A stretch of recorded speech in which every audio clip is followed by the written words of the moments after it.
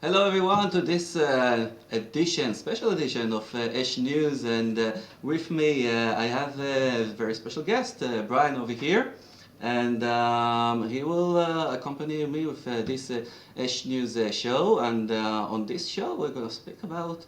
I personally like to host this fellow over here because I think that quite in I think last month or so, 2 months or so, I kind of like discovered him over the net in YouTube and on Facebook, and all his videos that I saw of him were concerning all kinds of like various subjects, but also pretty much on the thing of the Mandela Effect, which is very interesting me lately. But most mainly, I kind of like got his energies, okay, in his broadcast, which are very unique, I don't know, enthusiastic. And if we hear our calls of ESH News, which is fire, okay, I kind of like identify the fire in this guy, okay. So this is why I approached him and invited him to this show, and I'm really happy that he managed to host with us. So, hello Brian, how are you? I'm very good. Thank you for having me on. I appreciate the invite a lot. Good. And we will start right on, I guess. And first of all, you are from the States, right? And tell us Yes. a little bit about I don't know, your history, your life, what you do in normal Yeah. life. Yeah. Yeah. No problem. Well, I mean, I was like maybe like a lot of other kids, didn't really focus in school too much. I think that's something that resonates with these communities a lot because school just bored us. So we had like this little intuition inside where we knew it was just kind of bullshit. Yeah. So I was kind of always didn't really stick around schools too much. I kind of bounced around. I quit school early, like a lot of people do, and I don't know, I kind of just went on my little journey for a bit, and I'll just fast forward. Eventually, in like 10 years after I was, done with school, I decided to go to broadcasting school. And I wanted to do sports radio. It had nothing to do with searching truth. That wasn't even in my radar. Mm-hmm. I was so into the matrix of studying all the sports stats, who's in the Hall of Fame for this sport, and fantasy football, and just all that crap. So I went to broadcasting school for it. I got a job as a producer, producing Red Sox games for a station in New Hampshire. Okay. The pay was crap.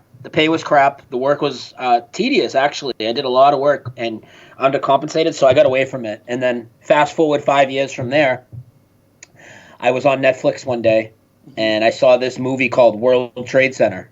Yeah. And that just, even though it was a lot of disinformation, just like a lot of these movies that pop up on Netflix, like the Behind the Curve and all this, it's disinformation, but for some people, all they need is that little spark. They see something that isn't what the mainstream said or whatever, and then I went into that journey head on. So I went into 9/11 really deep, even deeper than I'm in Mandela Effect now. I mean, really deep and immersed. I did that for about 4 years. And then I took a few years off because, in these communities, you see a lot of drama and attacking people and stuff. And I had become the center focus of a lot of that for my views on 9/11. So I took a step back and I brought it over to Facebook. I stopped doing radio shows. I brought it over to Facebook for about 3 years, planted seeds that way. It's a totally different strategy. People have a shorter attention span. You got to make memes. It's a little different. And then in like mid 2017, I got that fire back in me, like we talked about. That fire was back, and I was ready to come on the air. So what I did is, many of us have all had YouTubes but never used them to put content up. Like we save videos and all that. So I had an account for 10 years now, but I wasn't making any content. So in 2017, I started taking my 9/11 audios and uploading them to YouTube. Didn't take too long before I started getting hit with hate speech and all that censorship. Then I through my journey in 2014, I got into the flat Earth topic. This is early. There was nothing on YouTube. I think the only person on YouTube talking about it might have been Matt Powerland, but he wasn't very clear and concise. So I kind of really had to dig my way through it. I wanted to be really sure of myself with flat Earth before I started broadcasting about it. You know what I mean? Mm-hmm. Yeah. I mean, we kind of talked about that a little bit off the air, I think. I mean, I really wanted to be sure. So I waited, and then I'd say late 2017, early 2018, I did a few flat Earth shows. I put them up there. And then in the summer of 2018, not the summer that just passed, but a year and a half ago, I started getting more active in live streams. I used to watch YouTube videos, but I never knew about the live community. Yeah. I just didn't know. I would catch them after, and I didn't know how cool it was to communicate with everybody. Yeah. So I hopped in a few chats and Mandela Effect rooms because I was watching the streams, because I had been researching Mandela Effect almost the same time as Flat Earth, kind of hand in hand, but I put it to the side a little bit until it hit me hard, and then we'll get into that. But I went on a few live streams with a friend, Brian McFarlane, he had a Mandela Effect show. He started inviting me on for about a month, and then I was like, oh, I'm just going to do my own thing. And then just from there, that was it. I mean, I did my own, I set up my channel, I started doing my own content, and now I have like probably close to 400 videos in the last year and a half, which is a lot of videos. And I do cover fake events a little bit. You can't really talk about that on YouTube. I cover Flat Earth stuff, anything to do with NASA fakery, but I'd say my main focus is definitely the Mandela Effect now, because it's very, very important to me. And also, this Flat Earth community has grown leaps and bounds. There's so many good content creators. This is the way I looked at it. There's so many good content creators out there. Yeah. They don't need me. I'm gonna focus where I'm needed more. And my goal is to try and bridge everybody together and realize we all have a piece of the truth. One topic might be more important to you. One might be more important to me. Or if I've researched Mandela Effect more, well, you should talk to me and see what I know. And if you've researched Flat Earth more, I should talk to you. And let's see where the pieces of the puzzle fit together. So that's a lot what my channel's about, and about spreading positive vibes in the chat and having people call in. People can let things off their chest, because a lot of people going through this, it's an emotional journey. Any of these topics, it's emotional. We've all been shunned by our families and friends. Yeah. We all muzzle ourselves when we go out in public. And that's a crappy feeling. It's really degrading to me to have to dumb myself down to be accepted. I hate doing that. Good speech, Brian. And I actually identify with lots of things that you said. And I also like, regarding the professional way that you've gone through, it's also like relates to me. I also learned media in college. And over there, I was being involved in all kinds of radio and television projects, which are considered in this place to be very much of an open place, okay, for new creativity. But still, I brought up my creativity, and it always felt a little bit out of their frame. And I asked myself, okay, what is an alternative media that you can create, okay? And yeah. I didn't have this answer, and for that reason I kind of quit dealing with media and do these things for a long time, for something like 10 or 15 years, until one day I discovered Flat Earth, and beyond all the things that I discovered about our place that we're living in, I kind of discovered this all new way of media, all new way of alternative media, that I can. What is important is just to bring the truth, okay? The package, this beautiful package that always the media is creating for us, can be penetrated, okay? Can be people from their homes, okay? They can do great content videos and spread their words to the public nowadays. And it's an amazing thing. We don't have a budget, but yeah, it's okay, no worries. We will find our way somehow, but still you can do that, and this was a big gift for me, and just to be able to be creative again, and to this kind of penetrative reality shows, okay? This is how I define it, pretty much. So it's and what you said about after you understood that your place in the flat Earth is not much needed, it's also a process that I'm starting to go through a little bit right now, because I feel that dealing with the science of flat Earth, okay, is a little bit. It's interesting, but became a little bit boring lately, okay? It's kind of it keeps repeating, and it's and also the concept, also the concept itself, that you're trying to prove the science according to his equations, with his language and with his tool, kind of seems a little bit odd to me, a little bit not, I know, natural, okay? So I kind of search on in the recent months or so all kinds of new proofs of flat Earth. which are coming through our emotions, coming through our spirituality, coming through Yeah. our even media, okay? All kinds of things that that give us hints, okay, where the flat Earth is, and it's not related to science. Now, and on that point, I kind of like discovered your Mandela Effect awakening, and first off, this is kind of like a term which is, for at least, I know, Israelis, from what I figured out, is not really familiar, okay? Or as me, I heard about this term like in about, I don't know, the first times that I saw Flat Earth movies, but never really got into it. I always tell myself that I have only one place in my life and in every given place and time to one conspiracy to hold within me. So I didn't reach to that at that point, but nowadays, like I told you, I kind of like felt that I'm a little bit done with proving flat Earth with science, and I'm looking for other things, other clues. And the Mandela Effect, I think that it is related in some way. And first of all, tell us a little bit what is the Mandela Effect in your perspective, and sure, some examples, of course. Sure, and I would agree with all that stuff you're saying, and as far as with the flat Earth stuff too, it's like, I've been at it for 5 years. How long can I tell people there's no curve and there's no spin? You know what I mean? Yeah.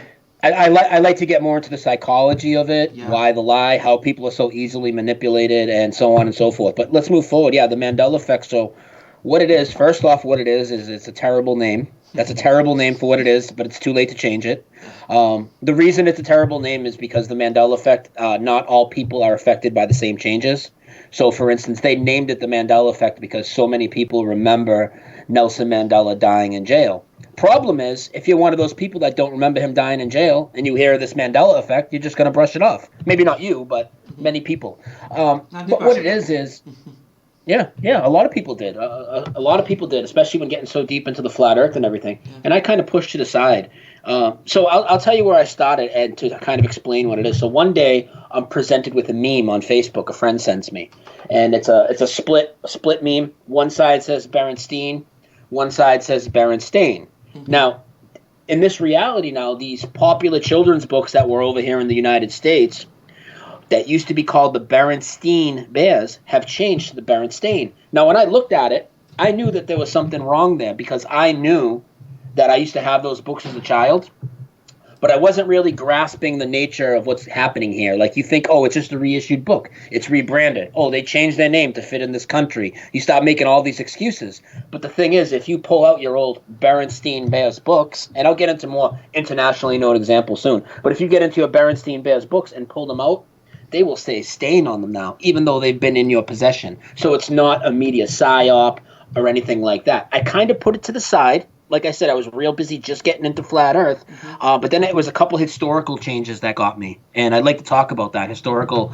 and geography, real quick. The JFK assassination. Now, this is one of the most well-known events in the entire world, obviously. Whatever happened that day, you can do a million conspiracy theories, right? We don't know. Who knows? Hoax, real, second shoot, whatever it is.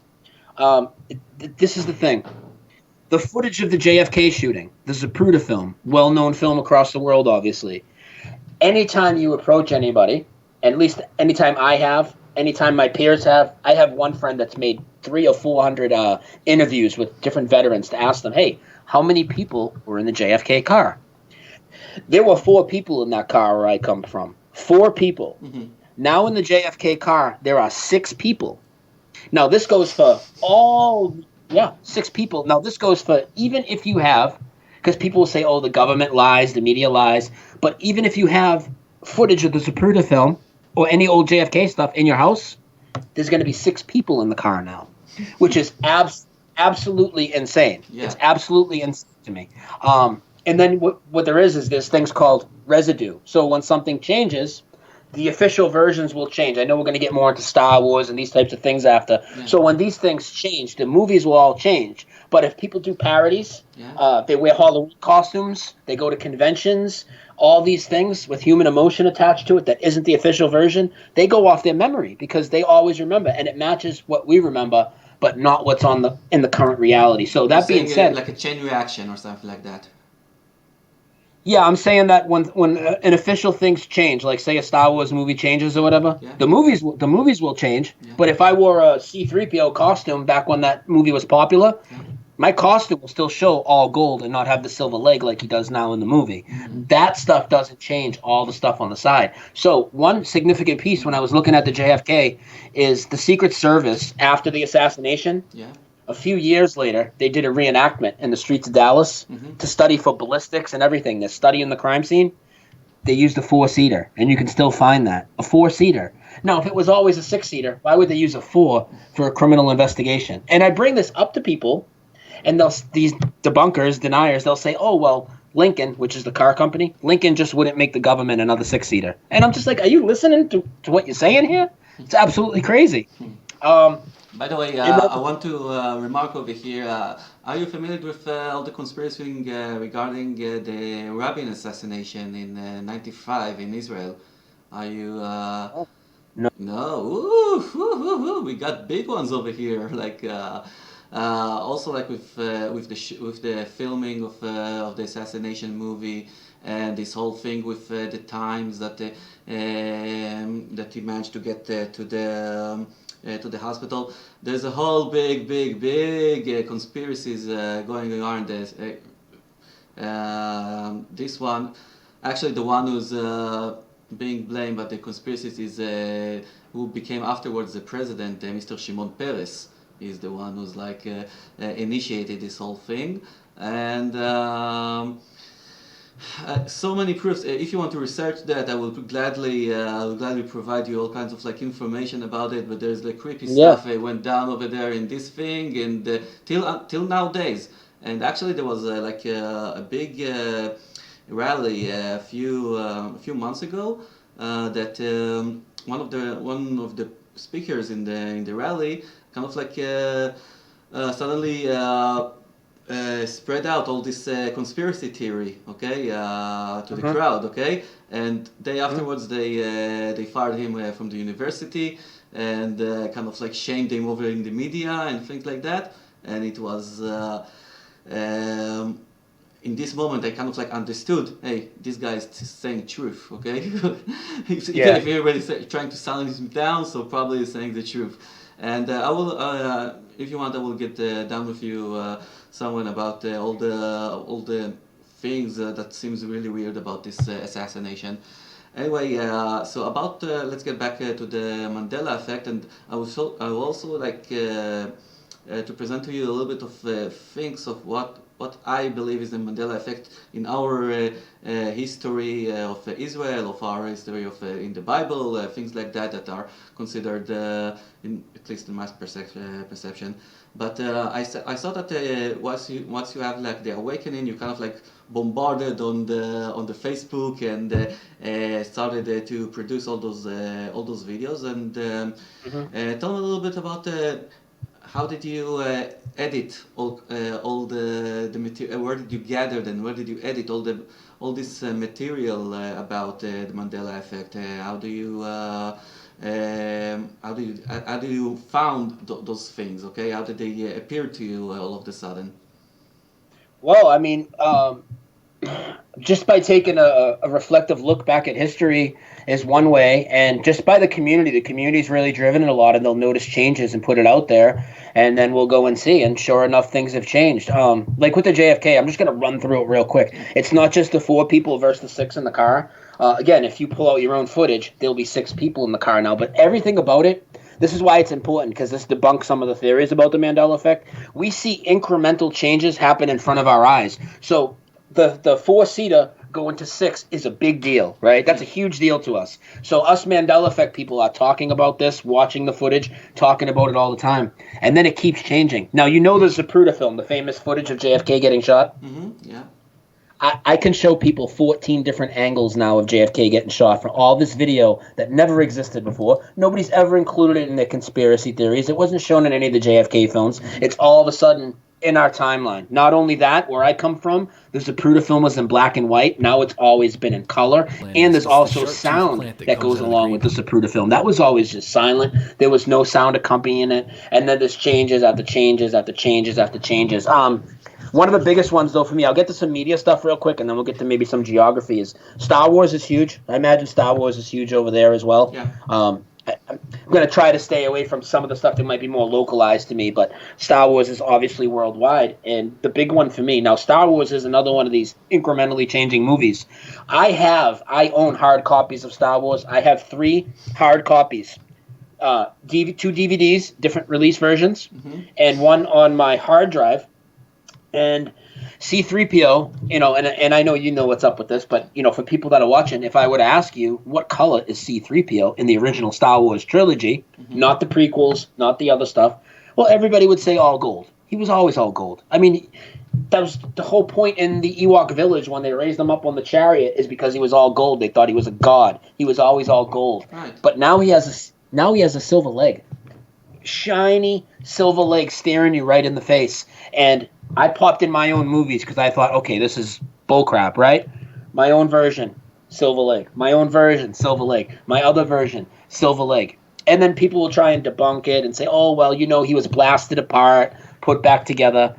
That was in Empire Strikes Back. In the first movie, opening scene on the spaceship, silver leg. Never had a silver leg. And the movie keeps changing. There's many notable changes. I don't know if you remember, but at the end of Star Wars, A New Hope, there was a medal ceremony where they would all approach the podium. Princess Leia puts a medal over Han, kisses him on the cheek. Puts a medal over Luke, kisses him on the cheek. Chewie comes over. He's so tall, he would bend down. She put the medal over, and he went, roar, did a Chewie roar, and it went to credits. That doesn't exist now. Oh. So Chewie does not get a medal now. On your own copy. You can pull it out, put it in, and Chewbacca does not get a medal, even though I clearly remember that. And these characters keep changing. C-3PO has all sorts of new parts on him. He has these wires that are exposed on his stomach now. R2-D2 got these big brown wires that attach his legs that were never there before. I mean, we could spend forever on that movie, but I'd rather get on, to some other ones. And then when I really got reeled in, it was South America. For me, is crazy. If you look at a world map now. I want to hold a second on the Star Wars. First of all, it is mind-changing movie. Okay, with can't count the people that were like influenced by Star Wars and made them fantasize about the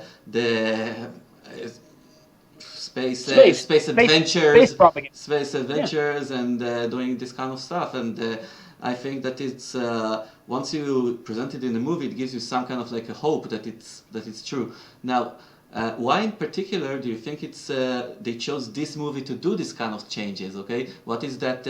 What is the meaning of that? Okay. That's a good question, but it's not that this movie was chosen. I could go through like 100 movies that are all changed, but I will say this, and this is maybe something for more when we get into the theory a little more. It does seem to me, I think that this is something that happens due to our consciousness and possibly clues from the creator. I believe that somehow our consciousness is changing these things, and it also kind of lines up weird because you know how you brought up Star Wars. Well, Star Wars is probably the most popular movie of all time, close to it. Okay. I've noticed that Star Wars, The Wizard of Oz, and the King James Bible are some of the things that change the absolute most. And it just so happens to be those are the things that are observed the most. Now, people could say, oh, well, that's just because you notice more changes in Star Wars because more people seen it. No, because we are watching all these other small movies, especially when something has one change, we'll be looking for more and more changes. They don't come as rapidly as these movies. Star Wars, The Wizard of Oz, Forrest Gump. A lot of these movies have tons and tons and tons of changes. It's pure insanity. I don't think that Star Wars was like selected by any type of like entity to have changes because it had a big pop culture, following or whatever. I just think that happens to be the nature of our reality. I just want to understand for a second, okay? These changes are happening because someone is doing an editing job and reducing them, or is it kind of like changes out of our own perception, our influence on reality, or something like that? How is it that how are these changes are being made? Someone is actually editing the video, No, or what is it? How is it no, made? there's a Well, first off, I'll tell you, I don't know. It's theory. And that's important for me to say that because I can prove a million ways till Sunday that this is a real thing and that it's happening. I can't prove my theory on what's causing it. It's what I strongly believe. It's not somebody editing things. And I know people will think that. But again, if somebody was editing something, how did he edit my physical copy sitting in my house? Mm-hmm. If somebody was editing something, how did the logos on my car outside get changed? If somebody was editing something, how did my anatomy change under my skin? That's the one that'll really blow people away. Because our bodies are changing. So it has nothing to do with anybody editing, re-releasing material. It has nothing to do with they control Google and AI and all that. No, because things are changing in the past. Things are changing that are in our possession. There is no Mandela burglar going around at night and switching everybody's movies, their CDs, upgrading their cars for them, and taking land masses and moving them around. It's just there's no way. Mm-hmm. All right. I'll tell you what's my I don't know perception. I will throw you something in the air, some kind of like a speculation. Okay. Mm-hmm. I'm familiar with a term called I don't know. It's called in Hebrew. It's called the universal grid. Okay, grid. Not with wanting a grid like a network. Okay, and this network is not visible, and it's working like we have a very good simulation with that with the internet. Okay, the internet we have like computers that are connected with this network, and they're transferring bytes between one another. Now this network is also existing with energies. Okay, and instead of computers, you have people. Now Yeah. those people that are sending energies to this network, okay, they're exchanging the energies, they're doing it in three different times, okay? They're doing it in the past when they remember something. Mm-hmm. They're doing it in the present when they're like transmitting energies to someone else, okay? For instance, I have a very good example for that. How many times it happened to you that you called a friend of yours? You said, "Hello, Richie," and he said, "Oh, I just thought about you, Brian." You just called. Yeah. This is exactly what happens. Yeah. You're like transmitting. You Yeah. think about someone. He receives this Yeah. transmission, and he knows that he's gonna Well, call. Now, yeah. and the third one, in the future, it means all your anticipations or your hopes for the future. Now, I'm claiming that this grid is actually existing in our world, okay, and it's working like a machine. Now, I think that whenever you're talking about those changes, those are like glitches in this machine, okay? Because this machine, this energy, this is our Yeah. combined consciousness, okay?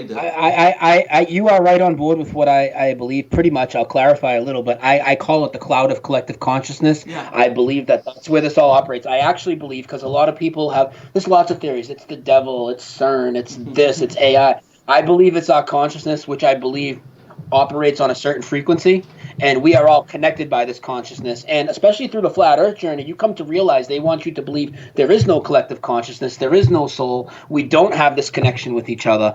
This is what makes the Mandela effect operate, in my opinion. And I also believe that this can tie into it a little. I also theorize that our actual memory is not stored in our brain, and our brain is more of a receptor, and that is also stored in the cloud of collective consciousness. That's the way I look at it. But It's very this similar. It's very system, similar, yeah. yeah, this grid that you describe, I like that idea a lot. It's very much what I think. But I do think we are not a computer simulation, like some people will say. Yeah. If anything, we would be God's test. God's, put us on this green earth, but we do have this whole matrix of artificial stuff all around us. That's what I believe, because when you first get into it, there's a lot of people that'll tell you it's CERN or it's a computer simulation. But for me, knowing the anti-God agenda that I've gone through with the NASA boys and all that, that just kind of feeds right into that. You have no soul and there's no creator and all this. That throws a red flag for me right away. And you also see people like Neil deGrasse, Brian Cox, Elon Musk, they all tell you live in a simulation. So right there, yeah. Mm-hmm. Yeah, of That's course. how I'm told you it's kind of like two different networks, okay? The one that the internet is the one that we created, humans, okay?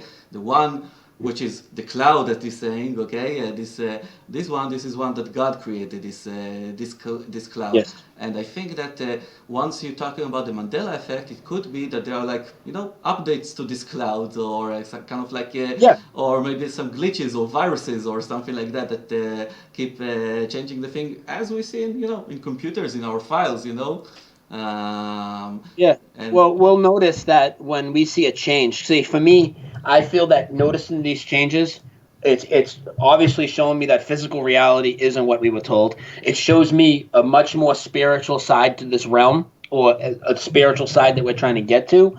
But for me, there is a dark force at play. Now, I think this is good. These are clues to our spirituality, to reach the creator. But with these Mandela effect updates that people take, like if you tell somebody, hey, what color was C-3PO, right? And they'll say all gold, and then you show them a picture, then they'll doubt themselves and be like, oh, I must have been wrong. He always had a silver leg. That update that they take in front of you, and it's not always just cognitive dissonance. I know people might say, well, they just can't cope what's happening, so they're just going to go with that.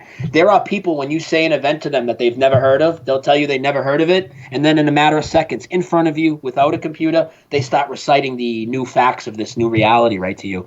I think that's a pull from the dark side to make us doubt the changes, make us think we're misremembering. And then what you said with the internet, we're using the internet right now. We're using the system against them, but it's still their system. So what they do is they come out with all these articles. I get them every day on my phone. I have an alert set up. So when they put Mandela Effect on the internet, I see what the articles say. It's all how we're misremembering and all this crap. I think that's coming from the other side. And some of these backstories that happen, this is where it gets spooky, Like I said about the JFK now has 14 videos of the assassination. Those videos have been out now in this reality for like 10 years. How did nobody ever see these videos in 10 years? They're sitting right on YouTube. How come every JFK researcher hasn't included all these different angles in their different conspiracy theories? It would change everything because they weren't there. But now they're there. So I feel that's like the backstory. So, okay, so now you see that there's 6 people in the JFK car. You know that it's 4, but you're new to the Mandela Effect, right? You see that it's 6, and you're like, I remember 4. Now, if you're new to this, and you go on YouTube, and now all of a sudden there's 14 videos with 6 people in the car, you're going to be like, oh, there must have always been 6 people in the car. Look at all this video, right? Yeah. It sounds deep, but that's what's happening here. Over and over. Okay, this can drive you nuts, I guess. Yeah. Well, you have to trust yourself. It's just like with the flat earth stuff. You have to trust yourself. Yeah. And you know how you would tell people, maybe, I don't know how you approach people, but when I tell people about the flat earth topic, before you get too deep, I try to tell them, go off what you experience. Do you ever experience the earth spinning or the earth curving or any of that? No. Now, you don't have to believe what I'm saying, but if you want to put what I'm saying versus what NASA's saying, why don't you lean towards what you experience first and then see what happens from there? You trust in yourself. Same thing with your memory. Your memory is one of your senses that they want you to think is garbage. They want you to think your eyes are playing tricks on you, mirage and all this. They want you to think your memory is playing tricks on you as well. And we have tons of physical evidence to back us up. But not only that, when there's a major change like a JFK or a Star Wars or whatever it is, the people in this community that are watching this, we agree right down to the detail on all these things. About 80-90% of these effects we all agree on. If there's a music change, we all recite the lyrics word for word, the same as each other, the same that they used to be, but now your physical album has changed. And there's so many examples of this. Okay. I'm kind of like trying a theory that I just popped up in my head for a second, okay, about my personal history with Flat Earth, and how is that maybe kind of like a Mandela effect. The thing is that I got into Flat Earth with not with science, okay, not with religion. I got it through the media, okay. I told you before I kind of like was involved with media, and all through the years of like the last 15-20 years, I consumed mainstream media and pretty much lots of like science movies and the History Channel and lots of things like that kind of like kept me felt pretty much okay, decent and nice. I'm learning interesting stuff, about whatever. And I consider myself an expert on media until one day someone told me, okay, check out all the things that you saw in the last 15-20 years, all these crappy fucking ancient aliens, whatever, okay, that they saw, it could be fake. Okay, and he's told himself, no way. I could. It could be like that for 15, 20 years. Myself, as the media expert, I haven't recognized that it's fake. Let's check out again. And then I kind of like watched these movies again, and I saw, whoa, man, they're not showing anything real over there. Okay, and Yeah. and my and I'm still wondering how did it slip my eyes for 15, 20 years. Okay, perhaps, okay, I'm throwing it something over here to the air, which is really not with any kind of like based to reality. Okay, but perhaps before like the flat Earth movement started, all the stars were actually looked real to us. Okay, and after we discovered flat Earth and we looked at it again in this certain time, okay, something happened to this to the images of the stars, okay, so we can look at them and see that they are fake. I don't know. Maybe because it kind of like surprises me how I couldn't recognize it before that it was fake. You see what I'm getting Yeah. at? Yeah, I see what you're getting at, and I struggle with that a little. A lot of people have brought up this point, or like, is flat Earth the Mandela effect? Yeah. I tend to think no, because I don't think anybody's ever measured curvature before.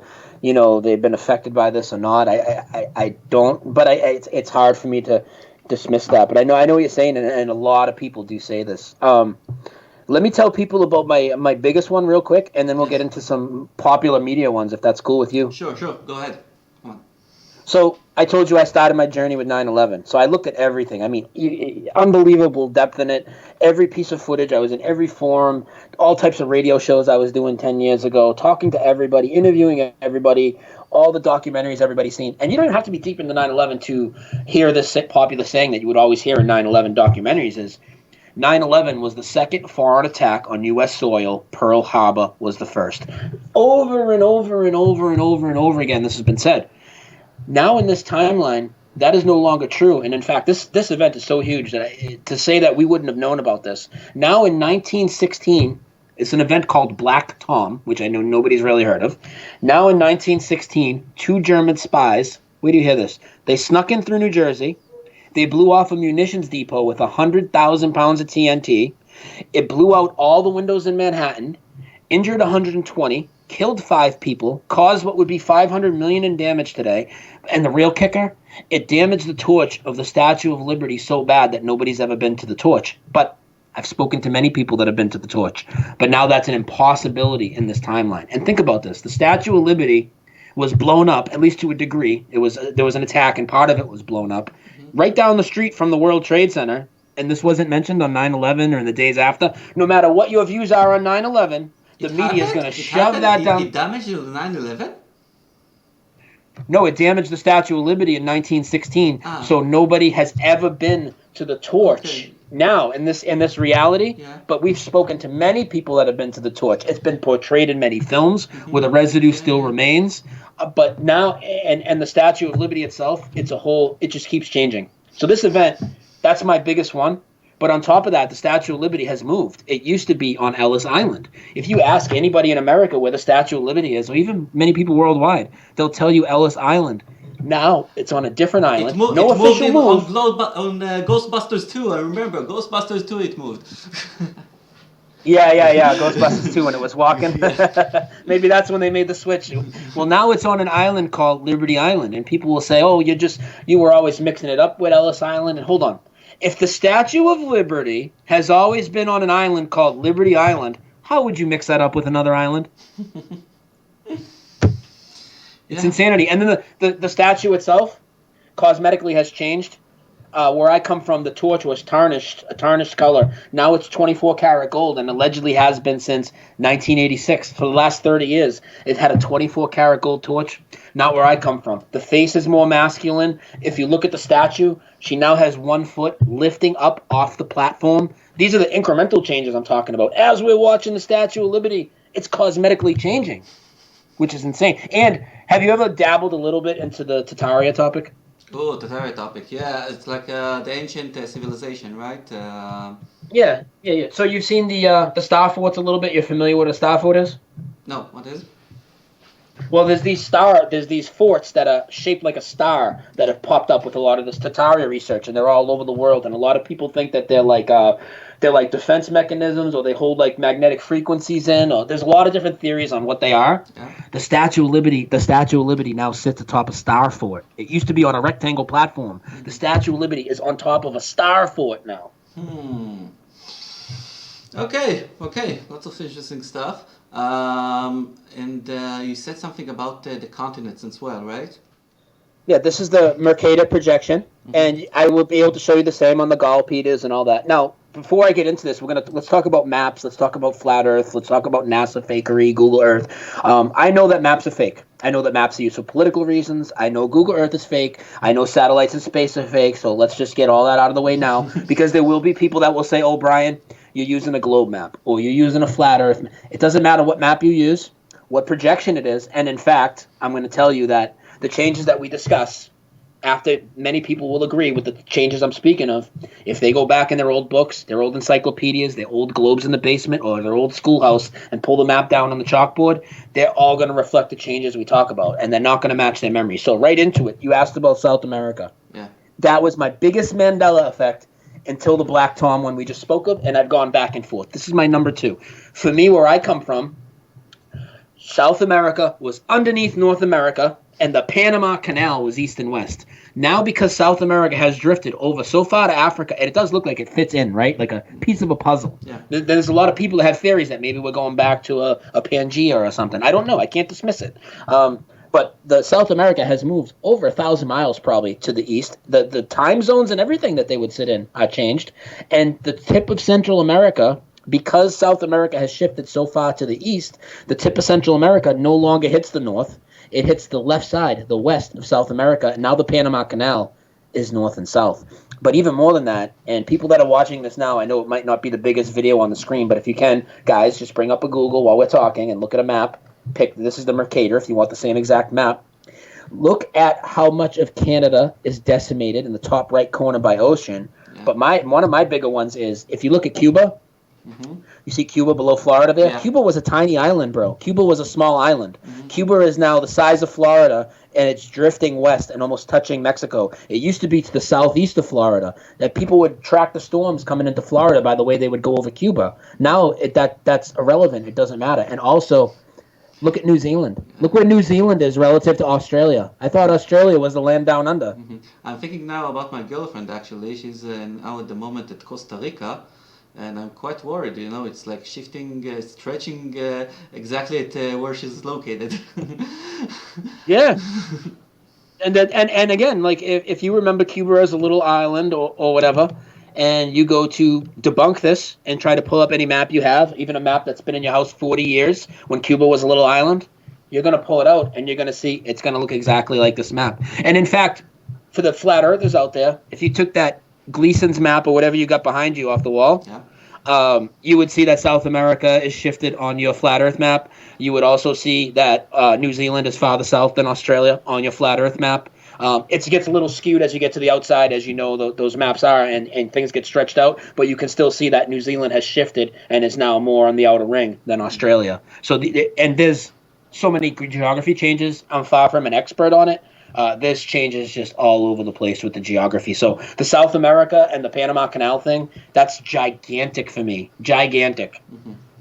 Okay, maybe it's also like regarding my country of Israel, people always think that we are a lot bigger than we are, and we are like tiny country. Anyway, yeah. I think it's kind of like maybe it's kind of like an effect of the media. Maybe like the media is the one who's creating the actual physical size and shape, right? Maybe it. Well, map projections are fake. We know that maps are used for political purposes and all this, right? I mean, I don't really need to explain that to you. I'm sure you know. But again, no matter who created the map, whether it's the media, NASA, whatever agency made the maps, they're physically changing while they're in your possession. Because I know when I was younger, South America was under North America. Cuba was a little island. Now, if the media changed that in the last 20 or 30 years, that's fine. But why can't I go back 20 or 30 years, 40 years, 100 years and pull out an old map or a globe that is the way I remember? Because they don't exist anymore. They're completely erased from existence. Other than we have lots of residue, which I spoke of. So the official maps will change, but when people have maps in cartoons, people draw maps by hand. These things remain, and people always put South America under North America, Panama Canal, East and West. Okay, very interesting. I want to present to you my Mandela effect that I discovered lately. If you want, okay. Yeah, Sure. definitely. It's kind of like related. First of all, when I thought about Mandela effect, for me personally, the first thing that came into my mind is where the hell is the ozone hole? Okay, where the hell is the ozone hole? I remember like when I was a child, like we always have Independence Day celebrations very stupidly. We kind of like take fog sprays and just ravishing the city and spray it all over all over the place and punch each other with plastic hammers. It's really stupid. But anyways, one Independence Day, I went over to buy this foggy thing, okay, and then suddenly someone shouted out, "No, don't buy it! It will ruin the ozone hole or expand the ozone hole, and it will be terrible and we'll all be burned down." Death. Anyway, and they told us that there is a hole above Australia and a hole above Italia and Italy and holes everywhere, and Judgment Day is coming soon. And for me, it's kind of like weird because now I can see that they're not worrying about holes. They are worried about global warming. Okay, which is the exact opposite of it. Okay, the exact opposite of like having a hole. It's like we all like suffocating and we're getting warm and we're gonna be like pushed together or whatever. It's not that something is gonna escape out or something like that. So they kind of like change the narrative, at least for the Judgment Day, at least in my perspective. Yeah. Okay.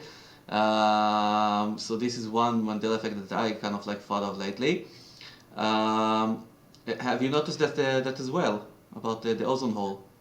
I haven't noticed that, but I do want to comment on that.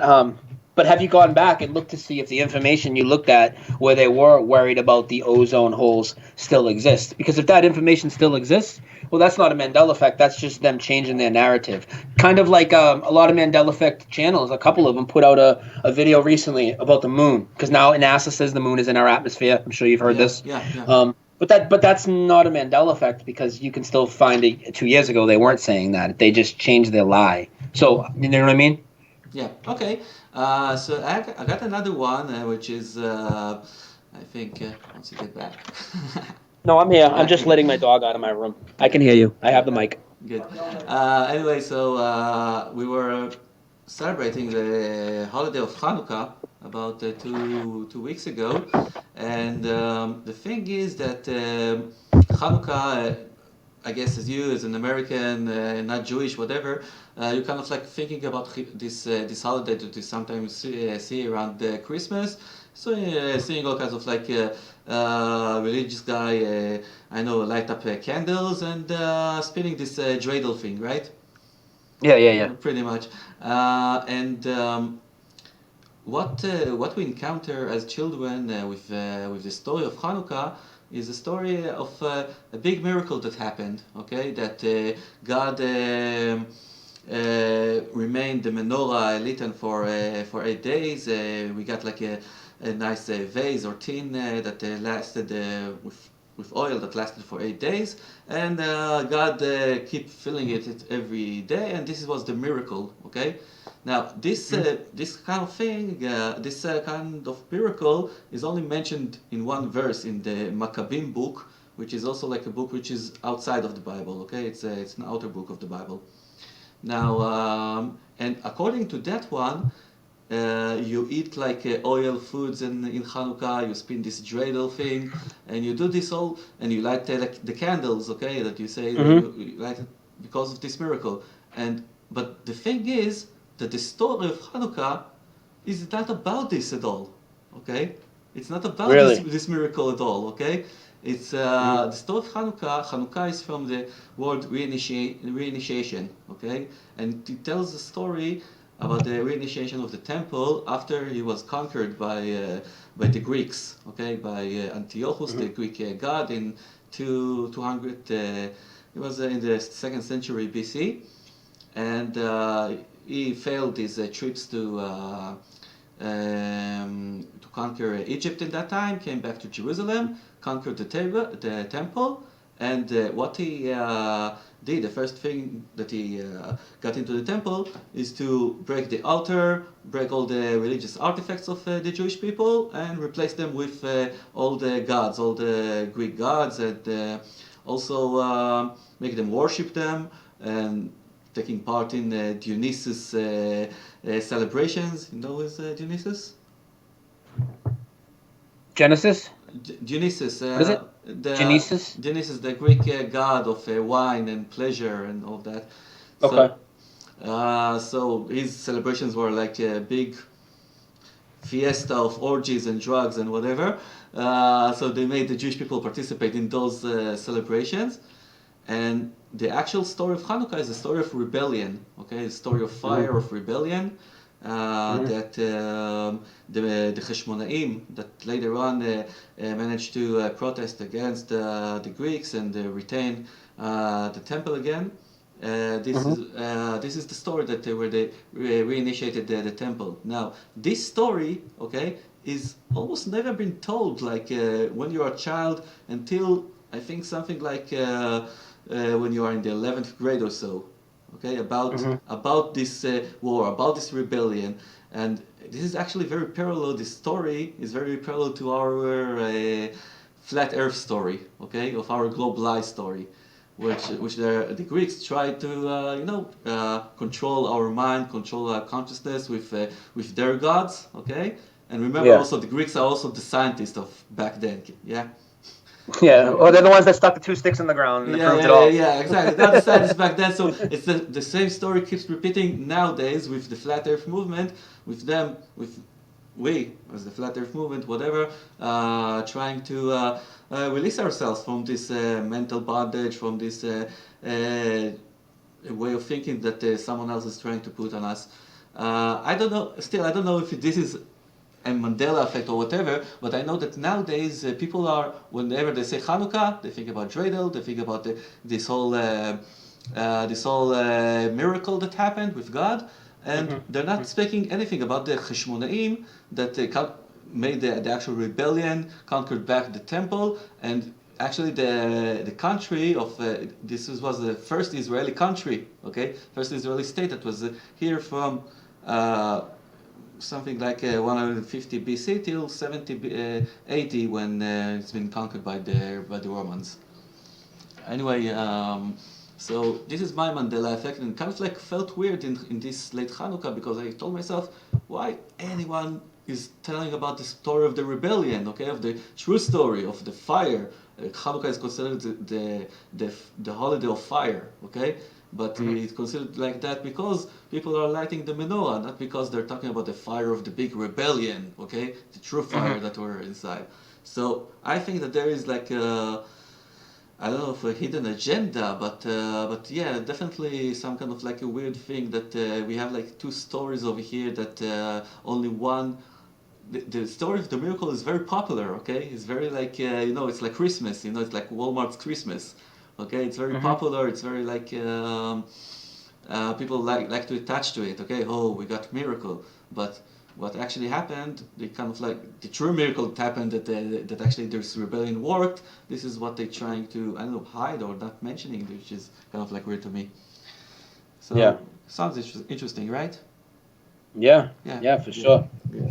All right. Now, how was that portrayed in the scripture though? Was the way it portrayed in the scripture, has that changed on the actual paper, or is that something people were always just kind of misled about? Or the thing is that people usually when they learn about the holidays, they're not looking into the scriptures. Okay, you're usually being handed out in schools or like even in kindergarten. Yeah. All the holidays, we have lots of holidays in Israel. Each holiday has these special characteristics and special themes or like customs or food or whatever. So they kind of like brand these holidays by some kind of Yeah. like a story and not by the actual story. Yeah, like here we have they commercialize Christmas with Santa Claus and Thanksgiving with Christopher Columbus and all this nonsense. We have that same type of stuff going on here. Yeah. Yeah. For instance, about like two holidays which are very, this is a very interesting theory. We have Yom Kippur. Okay, we have Yom Kippur, which is like the holiest day of Judaism. You need to to fast and to connect to God and to be like totally torturing yourself. So you get like into to physical level that you are able to repent all your sins and to be focusing only on God on this day. Now, on the other hand, we have Purim, okay, which is, sounds a little bit the same. Okay, we have Yom Kippur and Purim, okay, and also. Sometimes, like in Hebrew, when you add the letter kaf at the beginning, it kind of like gives the meaning as something, okay, as something similar to something. So Purim holiday is the most hedonistic holiday there is. Okay, you need to celebrate and to drink until you can't like distinguish between right and wrong, and you have to be like in total celebration because of what happened over there with the Persians, and this is the exact opposite of this of the Yom Kippur holiday. Okay, and those are not even like related holidays. Okay, because Yom Kippur is something which is very Jewish, very like Israeli, and the what happened in Purim actually happened in Persia. Okay, the whole story is told over there in Persia, but they are truly conflicting, stories. So Yeah. yeah. Anyways, this is what was my kind of like thoughts lately. I was happy to share that with you, and I Yeah. think that we will be approaching a little bit to the end of our interview. I really enjoyed that with you. All this great information that you gave me, and I will keep on researching that. Would you want to say anything else to our viewers with regarding I don't know, the passion to research this Mandela effect, or what it can lead Sure. you to, or what it can lead you to, or Well, what kind of like result or hope you'll be able to discover at the end of this research? my passion for this is, it started out with the little things, and I didn't realize how significant it was, and then the historical changes, and we didn't even get into the Bible changes, and there's thousands of them. I'm not big into the Bible, so those don't affect me as much, but I can lay out lots of them. Just real quick though, like we've been through the flat Earth journey. I don't know if you've seen any of the Christian-based discussions, but they would talk about the 200 proofs in the Bible that the Earth is fixed and immovable and all this. But they would also talk to these people how planets aren't even in the Bible. Planets are in the Bible now. They're in the King James Bible, which is crazy because they were never in there. And I've heard so many arguments that planets are not in the Bible. I'm King sure you've James. probably heard that. I will dispute everything about the King James Bible because I know that it is the translation of the translation of my language, okay? And Okay. and the thing And is that I told you, I manage a translation company, and from what I know, okay, to do like a translation of anything yeah. will be horribly done, okay? Will be horribly done, Okay. and I can't take anything from this Bible. I kind of like saw that and compare it in one of my shows, and saw that from the Hebrew language you lose so many meanings. Yeah. Yeah, Sure. But here's the thing. Remember I told you about incremental changes and things keep changing in front of us? yeah, Like Star Wars keeps changing, even though it's been sitting in my house. We'll see one change, then we'll see more and more. Well, okay, so if it is a translation issue, and I understand what you're saying. So, for instance, like we told people that in Isaiah 11:6 in the King James Bible, where it says the lion shall lay with the lamb. Well, yeah. that's now the wolf shall now dwell with the lamb. Now, if that's a translation issue, right, which is what a lot of people would say, oh, that's just a King James translation issue, Hebrew, this, that, kind of like what you just talked about. And what they would do, Near, is they would pull out their Isaiah what? I'm about to read this out. Okay, yeah, to see I Isaiah I I'd say 11:6 11:6. in the KJV. Yeah. Well, actually, in any of them now. That's where I'm getting at. Okay. So people. Yep. You Go want ahead. me to read it in Hebrew for you? Sure. אוקיי? וגר זאב עם כבש, ונמר עם גדי ירבץ, ועגל וכפיר ומרי יחדיו, ונער קטון נוהג בם. Okay, the beginning of the sentence is indeed is like that. And a wolf lived with the lamb, and the tiger will live with, it's a deer? It's a goat, with the goat. Okay? Yep. Irbatz will be together like the calf and the baby lion. Okay? Yep. Now here's the thing.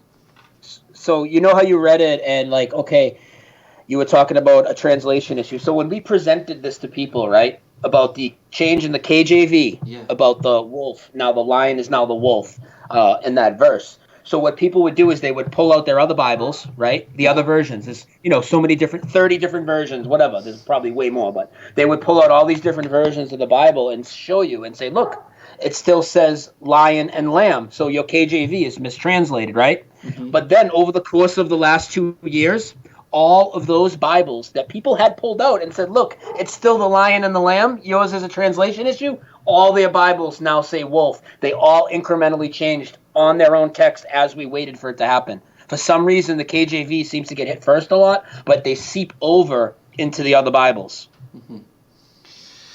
Whew. This is heavy stuff. Yeah. Heavy stuff. Yeah. All right. So you did convince me to keep on researching that, and I want to thank you a lot for participating here on ESH News.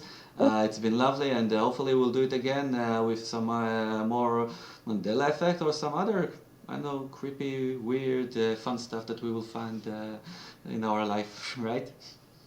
All right, man. Awesome. Good. Thank you very much from me, Nir, from ESH News, and thank you, Brian. It's been lovely, and have a nice evening. Have a good time. Thank you. All right, you. my man. I'll get off and just message me the details about when we can view this and everything, okay? Of course. Thank you very much. All right, brother. Thank you. Bye-bye. Have a great day. Thank you. You too. Bye-bye. Bye-bye.